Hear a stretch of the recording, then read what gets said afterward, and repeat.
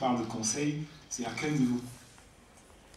Je me souviens en 2000, on ne parlait pas d'agent parce qu'on était mineur, c'était des tuteurs. C'est des tuteurs. Donc, bon, après, il faut que cette personne soit vraiment de bonne foi. Il faut qu'elle joue réellement son rôle de tuteur, c'est-à-dire de conseil pour le jeune. J'entends par conseil pas forcément dans ce sens où il s'attend à gagner de l'argent. Il faut qu'il pense aussi à l'avenir.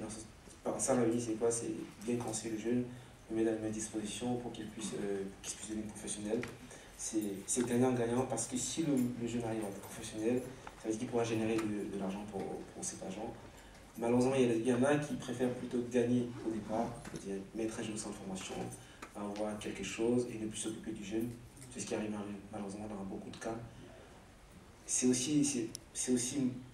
pas bien pour les agents, c'est pas bien dans la mesure où le jeune qui réussit, demain il ne pourra plus rien donner à l'agent. Au tuteur, soi-disant, il ne pourra plus. Il n'est pas reconnaissant. Mais là, ce n'est pas de la faute du jeune, c'est simplement parce qu'il a été mal conseillé. Parfait. Et donc, Landry, là, ici, franchement, pour nous, c'est un événement. Footballeur professionnel, africain se retrouve ici à Foot Solidaire parce que depuis des années, moi j'ai fait des visites, j'ai pris l'avion, j'ai pris le train, je suis allé à Londres, j'ai téléphoné aux fédérations, j'ai téléphoné aux parents de joueurs, j'ai téléphoné aux femmes de joueurs, aux cousins de joueurs, aux amis qui connaissaient les joueurs. On n'a jamais vu personne à Foot Solidaire, on a eu de bonnes paroles et tout. Mais c'est vrai que ce n'est pas toujours la faute des joueurs, encore une fois. Hein. Mais vous êtes ici aujourd'hui, tu es ici aujourd'hui. Qu'est-ce que tu peux dire? Comment on peut stopper le trafic? Est-ce que c'est en Europe? Est-ce que c'est en Afrique? On commence par où? Et comment? C'est sûr que c'est déjà en Afrique. Il faut aller sensibiliser les jeunes. C'est pas seulement les jeunes, ce sont les familles aussi. Il faut bien faire comprendre aux familles que le tout n'est pas d'aller en Europe. Le tout n'est pas d'aller en Europe. Il n'y a pas que le foot dans la vie, il faut être clair. Le foot, c'est une passion déjà pour les jeunes. C'est une passion qui devient un métier. Donc, à 10 ans, on ne se dit pas que sa passion sera son métier. Il faut déjà penser à son éducation. Donc, le tout part de l'éducation. Il faut la penser à éduquer ces jeunes, à leur faire comprendre qu'ils peuvent bien faire autre chose dans la vie si agissent comme le foot. Okay. Alors, Landry, une dernière question.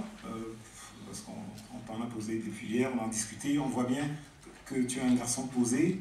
Et j'ai découvert à travers les discussions que ton père était enseignant, instituteur, et qui t'interdisait de faire du foot le lundi et le mardi, et que tu jouais au football de manière désintéressée lorsque tu as été repéré par un agent. Alors, je ne sais pas, aujourd'hui, est-ce que l'éducation, quand on parle vraiment d'éducation, est-ce que c'est nécessaire, est-ce que c'est important pour un jeune qui se lance dans une carrière?